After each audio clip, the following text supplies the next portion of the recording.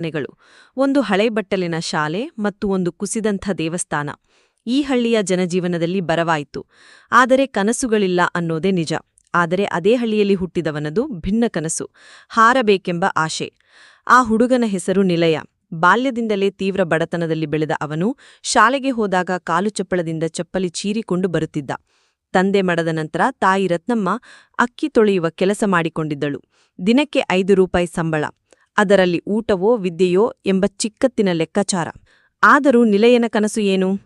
ನಾನು ಪೈಲಟ್ ಆಗಬೇಕು ಅಮ್ಮ, ಆಕಾಶವನ್ನೇ ನನ್ನ ಮನೆ ಮಾಡಬೇಕು. ರತ್ನಮ್ಮ ನಗು ಮಾಡುತ್ತಿದ್ದಳು. ಅಕ್ಕಿ ತೊಳೆದು ಕೈ ತೊಳೆಯುವಾಗ ಎದ್ದು ನಿಲ್ಲುತ್ತಾ ಹೇಳುತ್ತಿದ್ದಳು, ನೀನು ಹಾರೋವನು ಆಗಬೇಕೆಂದರೆ ನೆಲವನ್ನು ಪೂರ್ಣವಾಗಿ ಅರಿಯಬೇಕು ಮಗ. ಶಾಲೆಯಲ್ಲಿ ಗುರುಗಳು ನಿಲಯನ ಚಾಣಾಕ್ಷತನ ನೋಡಿದಾಗ ಅಚ್ಚರಿಯಾಗುತ್ತಿದ್ದರು.